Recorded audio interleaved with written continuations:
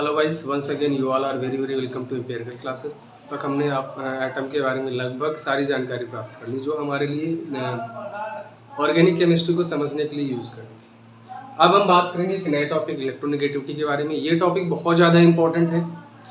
पूरी through out chemical reaction में हम इलेक्ट्रोनेगेटिविटी के थ्रू ही केमिकल रिएक्शंस को डील करेंगे, ठीक है। और होती क्या है इलेक्ट्रोनेगेटिविटी, सबसे पहले हम ये समझते हैं। इलेक्ट्रोनेगेटिविटी एक पावर है, या हम कहेंगे कैपेसिटी है, या हम कहेंगे क्या है, टेंडेंसी है। Power, capacity, tendency. कैसी पावर? इलेक्ट्रॉनों को अपनी ओर खींचने की। कैसी पावर है? इलेक्ट्रॉनों को अपनी ओर खींचने की। The capacity to attract share electron, share pair of electron. कैसे इलेक्ट्रॉन खींचने की टेंडेंसी है? Share pair of electron toward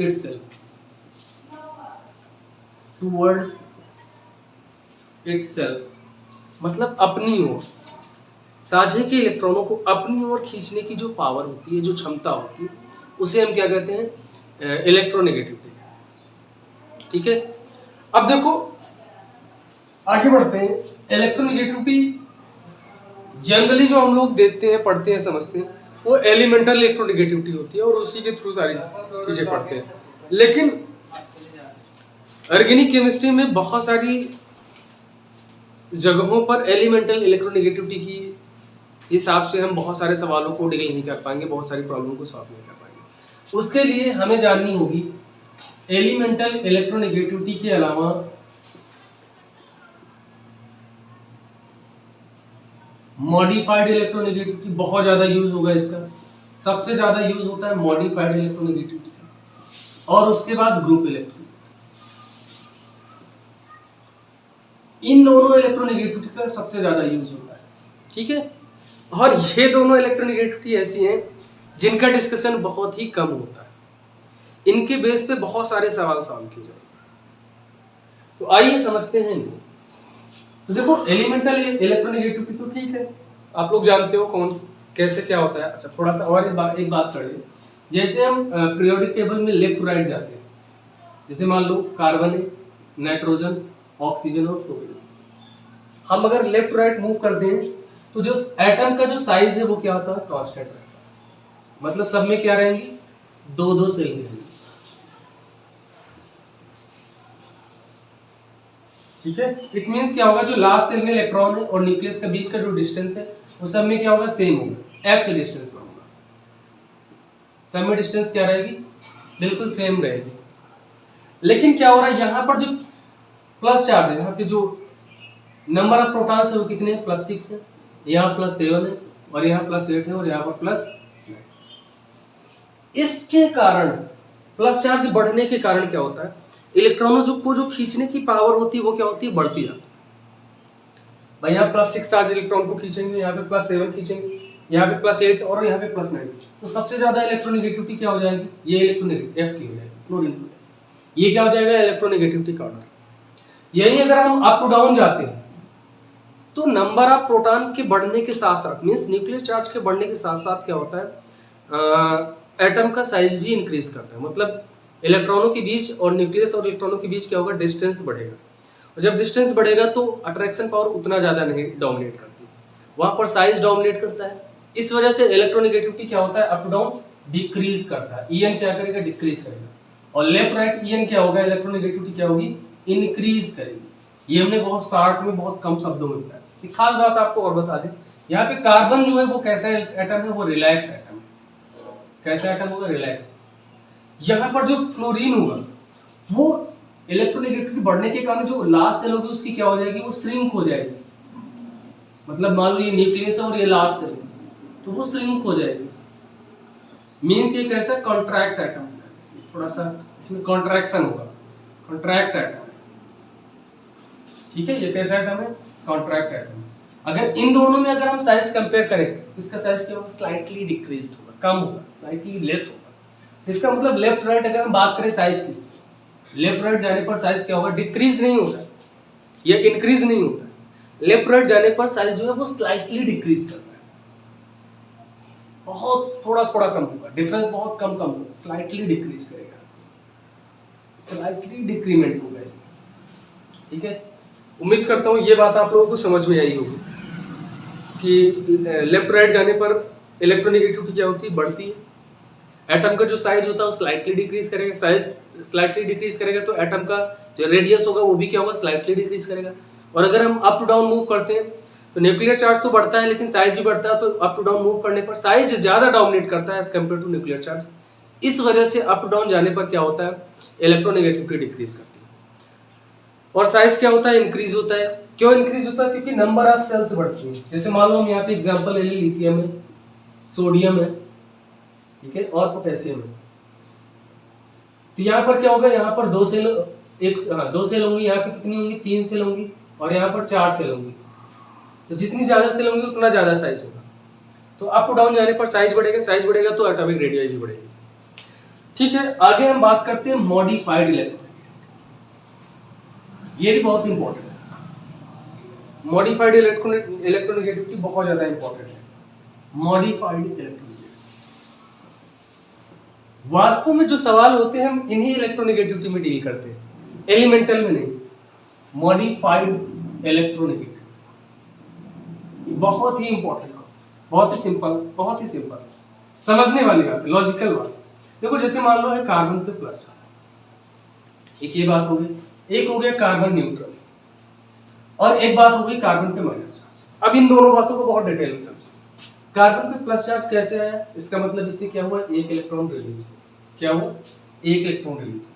इसका मतलब क्या है, इसके न्यूक्लियस में कितने हैं, +6 चार्ज, और इलेक्ट्रॉन कितने हैं, +5।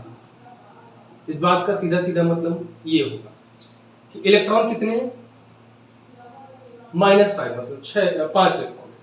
इलेक्ट्रॉन कितने हैं, 5।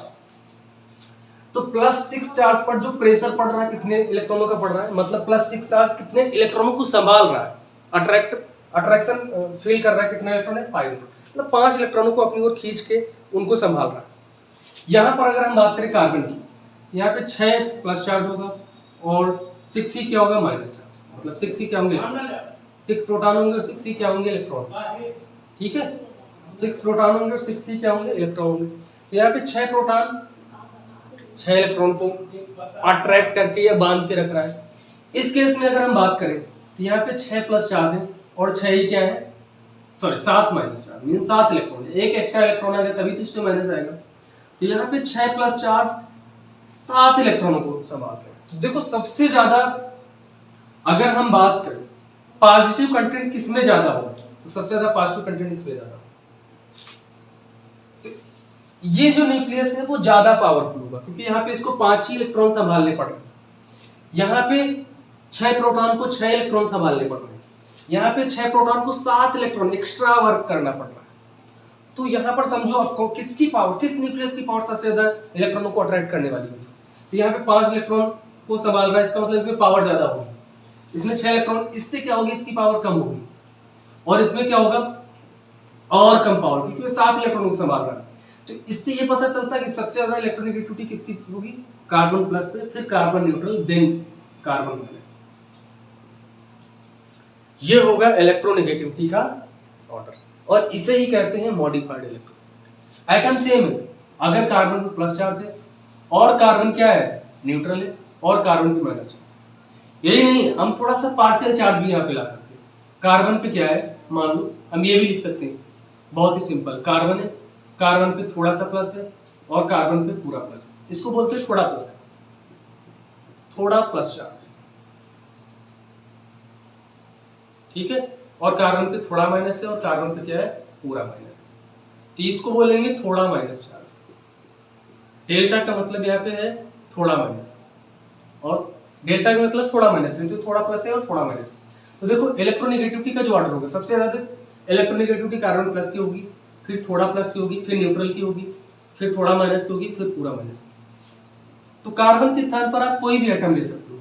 मैं इन जनरल लिख सकता हूँ एक्स एटम, कोई भी एटम है, एक्स मान लो कोई भी एटम है, जितने भी एटम है उनमें से किसी भी एटम को रख सकते हो। एक्स पे थोड़ा सा प्लस और एक्स पे पूरा प्लस। ठीक है, एक्स पे थोड़ा सा माइनस और एक्स पे क्या होगा, पूरा माइनस। तो इलेक्ट्रोनेगेटिविटी का ऑर्डर बेटा ये बहुत ही सिंपल, यही है मॉडिफाइड इलेक्ट्रोनेगेटिविटी। मतलब सेम एटम में आप कैसे कंपेयर करोगे किसकी इलेक्ट्रोनेगेटिविटी ज्यादा है और किसकी इलेक्ट्रोनेगेटिविटी कम है। अच्छा, इलेक्ट्रोनेगेटिविटी में एक और फैक्टर हम यहाँ पे ऐड करना चाहेंगे। इलेक्ट्रोनेगेटिविटी में एक और फैक्टर हम यहाँ पे ऐड करना चाहेंगे। जिन एटम में मान लो कोई बॉन्ड है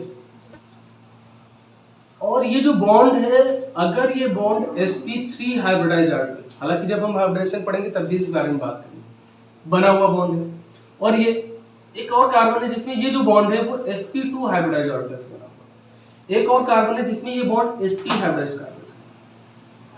ठीक है, इस बॉन्ड के जो इलेक्ट्रॉन्स हैं कौन से ज्यादा अट्रैक्शन फील करेंगे या किस कार्बन की इलेक्ट्रोनेगेटिविटी ज्यादा होगी, इसके बारे में थोड़ा सा डिस्कस करें। तो देखो हमने पहले ही डिस्कशन कर लिया है कि जो s ऑर्बिटल होती है वो न्यूक्लियस की क्या होती है, पास होती है एज कंपेयर टू p। ये बात हमने पहले ही पिछले वीडियो में डिस्कस किया। जिन लोगों ने पिछला वीडियो नहीं देखा है, डिस्क्रिप्शन में लिंक होगी, आप पिछला वीडियो जरूर देखिए। तो देखो अगर हम बात करें परसेंटेज एस कैरेक्टर की, तो यहाँ पे 50% एस कैरेक्टर और 50% टी कैरेक्टर। यहाँ पे कितना परसेंटेज है एस कैरेक्टर है 33.33% और यहाँ पर कितना है 25%। तो देखो जितना ज्यादा एस कैरेक्टर होगा उतना ज्यादा जो शेयर्ड इलेक्ट्रॉन है वो न्यूक्लियस के पास होंगे, और जितना ज्यादा न्यूक्लियस के पास होंगे उतना ज्यादा अट्रैक्शन महसूस करेंगे, और जितना ज्यादा अट्रैक्शन फील करेंगे और उसी अट्रैक्शन को हम क्या कहते हैं, इलेक्ट्रोनेगेटिविटी कहते हैं। मींस अगर हाइब्रिडाइजेशन एसटी है, मींस हम ये कहेंगे सिंपल सी बात है कि एस कैरेक्टर क्या होता है, डायरेक्टली प्रोपोर्शनल होता है इलेक्ट्रोनेगेटिविटी। एस कैरेक्टर क्या होंगे, डायरेक्टली प्रोपोर्शनल होंगे electronegativity. Means sp hybridised carbon है तो उसकी इलेक्ट्रोनेगेटिविटी ज्यादा होगी एज कंपेयर टू sp2, और sp2 की इलेक्ट्रोनेगेटिविटी ज्यादा होगी as compare to sp3। I hope ये बात आप लोगों को समझ भी आई होगी। इलेक्ट्रोनेगेटिविटी में बस इतना ही। उम्मीद करता हूं कि ये वीडियो आप लोगों को बहुत अच्छे से टॉपिक समझ में आया होगा। इस वीडियो में आप लोगों को कोई भी कंफ्यूजन हो इलेक्ट्रोनेगेटिविटी से तो आप लोग कमेंट कर सकते हैं।